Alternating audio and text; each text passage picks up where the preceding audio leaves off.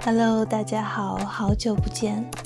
不知不觉 Chinese at Dawn 这个频道已经有2万订阅了，所以今天我想借这个机会和你们说一些心里话。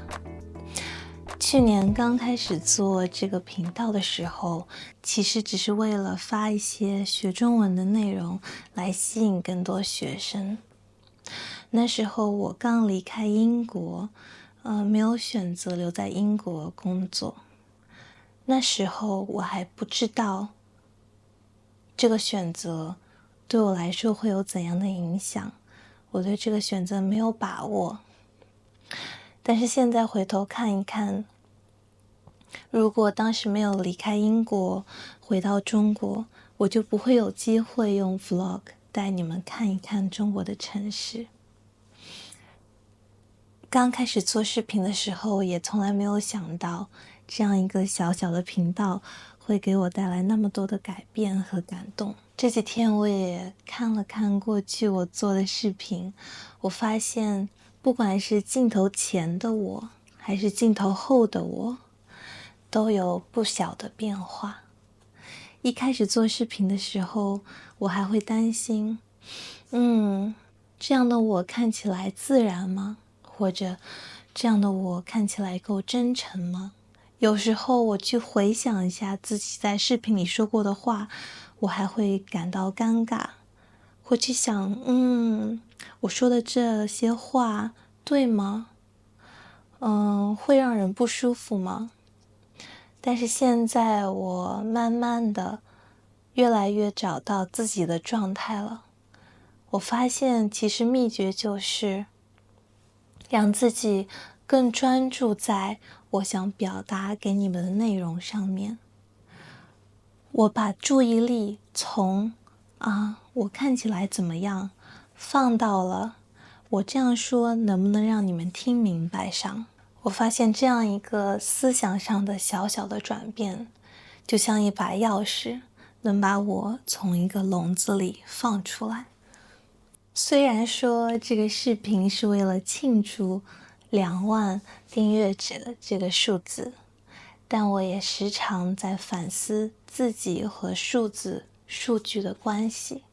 数据好的时候会很开心，数据不好的时候也难免会怀疑，是不是我这个地方做得不够好，或者是说我那个地方说错了话。我甚至会开始去以一个视频为单位去评判自己做得怎么样。比如说，新发的这个视频有比上一个视频更好吗？然后我突然意识到，其实这个状态不就是回到了我高考前的状态吗？每一次考试都不希望自己考得比上一次差。我在用数字去衡量自己。这就让我想到以前我看过的那些在马场里长大的马，即使他们长大了，被放回到了草原，他们还是觉得自己脖子上面有绳子，有缰绳。如果他们看到人类做了拉缰绳的动作，他们就会跟着去跑。他们以为自己的脖子上还有绳子。这是不是让人很心疼？但这其实就是我的状态，不是吗？我发现这种被数字、数据牵着鼻子走的感觉，时间长了，真的让我很累，也让我不那么去享受做视频了。于是我就开始去问自己，这么久以来，到底是什么真的让我感觉到滋养，让我感觉到想继续做下去。然后我得到了一个很清楚的答案，那就是你们给我的回应，你们告诉我你们的收获，你们的故事，你们分享的你们自己的经历。当你们留言告诉我，我的视频让你们学中文变得更有趣、更轻松，或者哪里帮到了你们，或者我说的哪些话，甚至哪一个句子对你们有一些启发，在看到这些留言、这些反馈的时候，我觉得是他们给了我最多的力量，是他们让我感受到了我和你们之间有温度的连接，这也让我对自己的认识更加清晰了。我意识到，没错，我就是需要靠和别人产生情感的连接，和别人去进行交流来获得能量。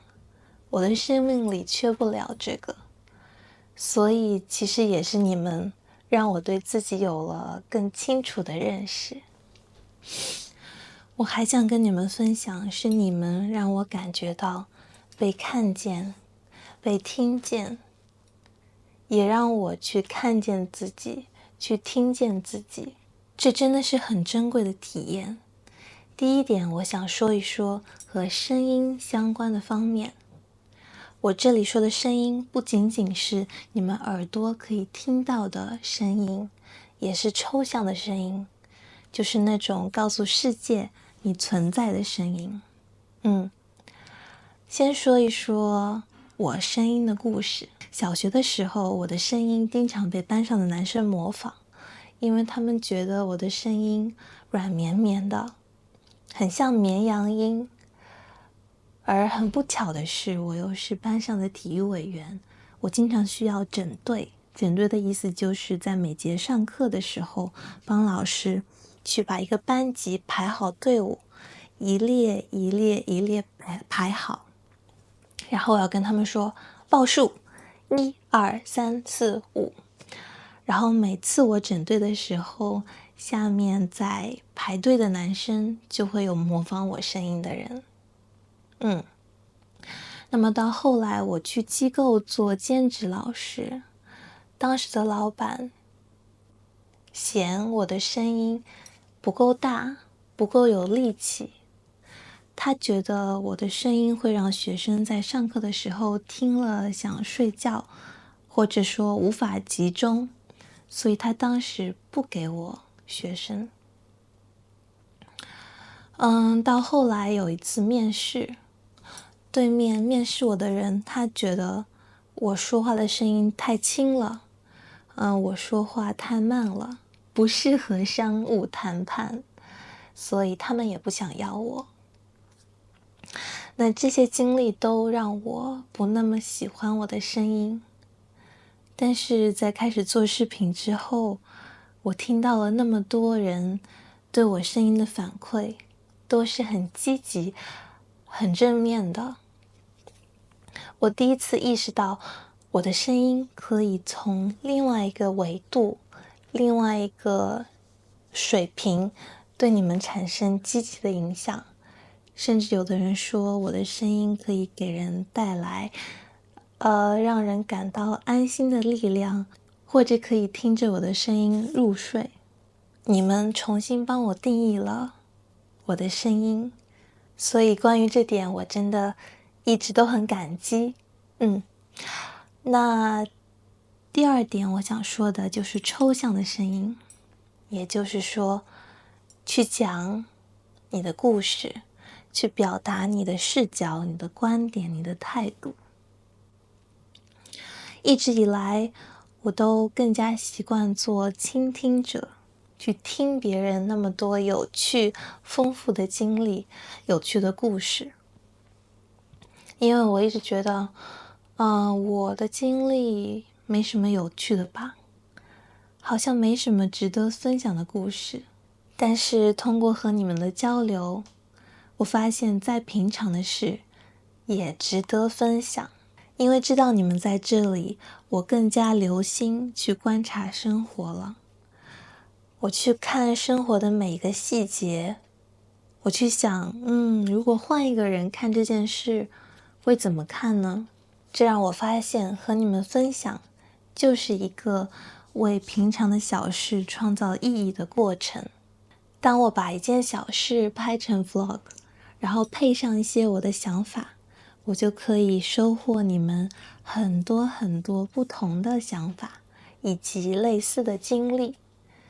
那这样一件小事，就成为了我和世界各地那么多的人连接的纽带。这件事本身不是很神奇吗？最近我在想，作为人类，我们可能太容易去习惯美好的事情了。心理学好像有一种说法，就是认为相比于不那么美好的事，对于美好的、美丽的、幸福的事情，人们更加容易去习惯、去适应、去习以为常。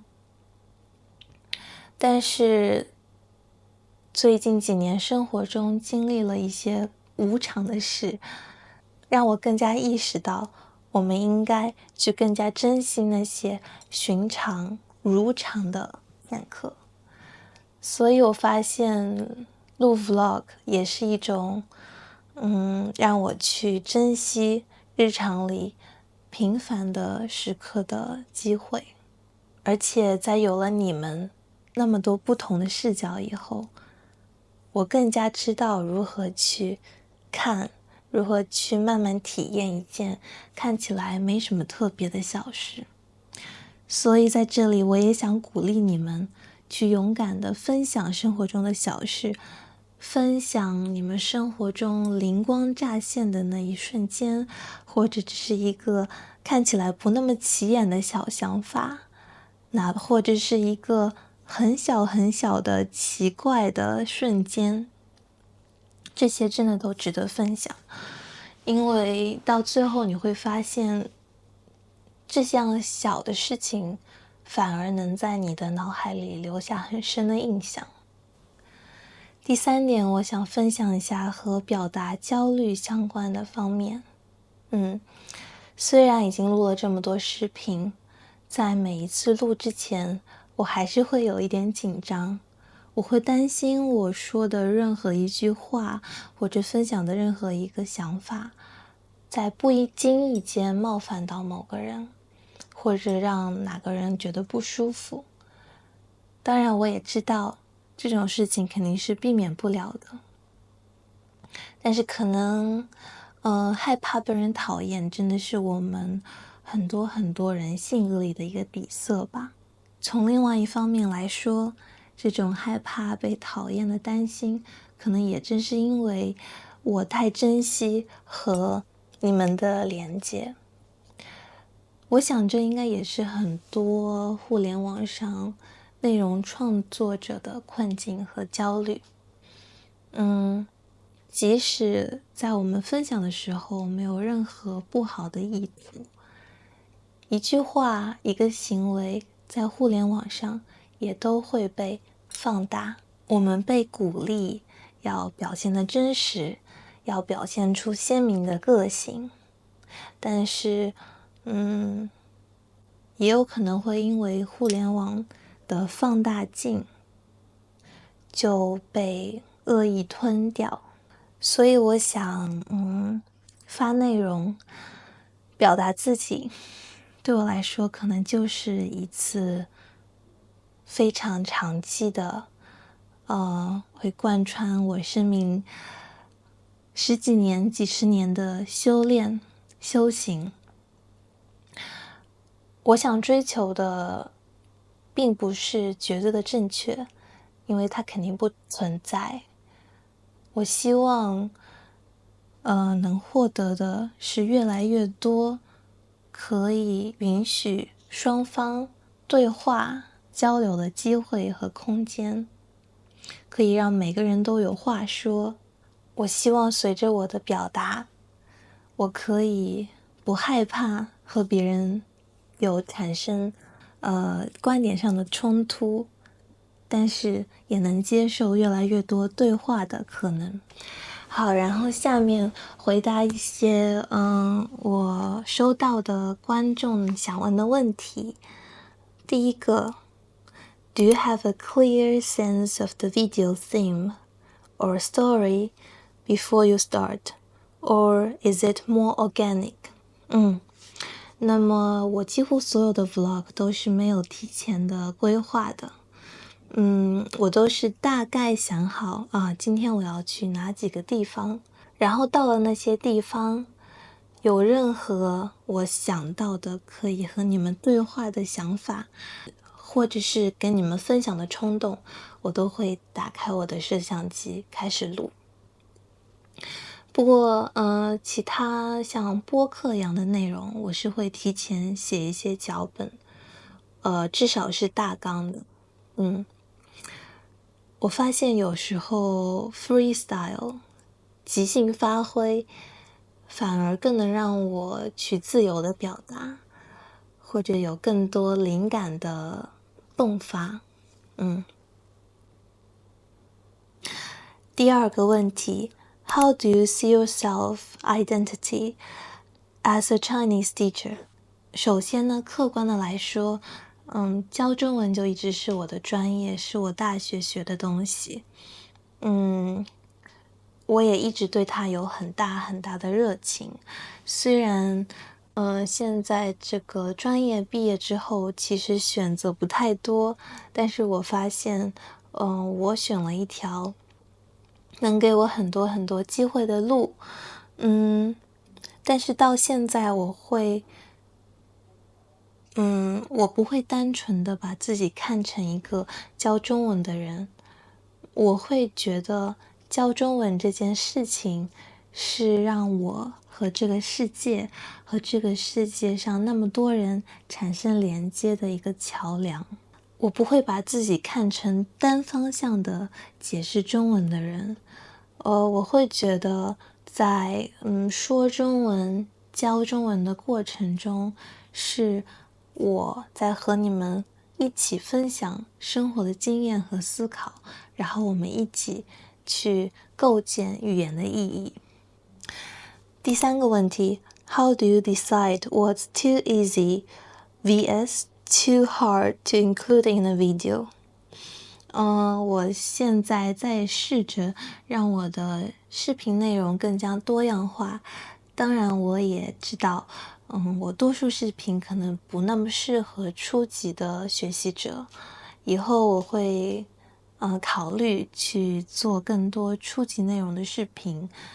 当然，我一直都希望我的视频是容易让人跟得上，但同时又存在那么一点点挑战的。如果语言上有难度的话，我就会去尽量的，用比喻或者反复的解释，不断的重复，或者是视觉的方面去辅助大家，让内容更加容易理解。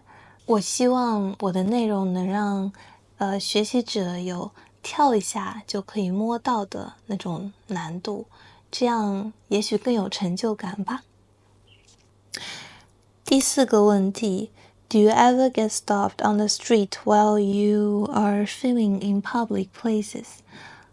我没有被打断过，但是我会自己打断自己。每当有路人经过，可能是因为他们声音太大，或者是我自己怕尴尬，我就会停止录视频，然后等他们走了之后再继续。第五个问题 ，Do you feel like quitting at times? And do you have any job besides being a Chinese teacher? 像我刚刚已经说过的，经常会有疲惫的时刻，那这时候我就会停下来，让自己休息一下，调整一下。这也是我现在发视频不那么频繁的原因。如果我不把绳子套在自己脖子上，不被数字绑架，那我应该就能一直继续下去。但不管怎么样，教中文的热情永远是我继续拍视频的动力。那除了教中文以外，其实我现在有全职工作，是在一家公司上班，为公司创作学中文的内容，就是教研方面的工作，所以这也可以解释为什么我现在拍视频没那么频繁的原因。第六个问题 Does producing creative videos bring poetry in your life and give you a new perspective on your language? 当然啦，我刚刚也说过，拍视频让我去更加关注生活中的细节，或者那些看起来不那么起眼的事情，也是通过你们的视角，让我看到生活中更多的诗意。就像这个问题里问的。诗意，那很多次为了向学习者解释一个词或者一个语言点，为什么是这样，我自己也需要重新去学习。学习者问的很多问题，也会让我去重新看原来我觉得理所当然的东西。那在去重新学习的过程中，我就可以触碰到那些中文背后的历史，背后的哲学，也能从新的视角去想事情。就真的，我觉得老师真的永远也是在向学生学习。好，那今天这个视频就到这里了。其实还有很多话想说。当然，做 YouTube 视频也让我学习到，话是永远说不完的，但永远都有机会说，所以没有必要每次都说完。那我希望如果有观众在看了这个视频之后，觉得你自己也有故事、有经历可以和大家分享，都可以联系我，我们可以进行一场对话，然后录成视频分享给大家。如果你觉得你的经历和故事能激励到其他学中文的人，那今天我们就到这里吧，下期视频再见喽，拜拜，祝大家10月愉快，然后好好过完2025剩下的每一天，拜拜。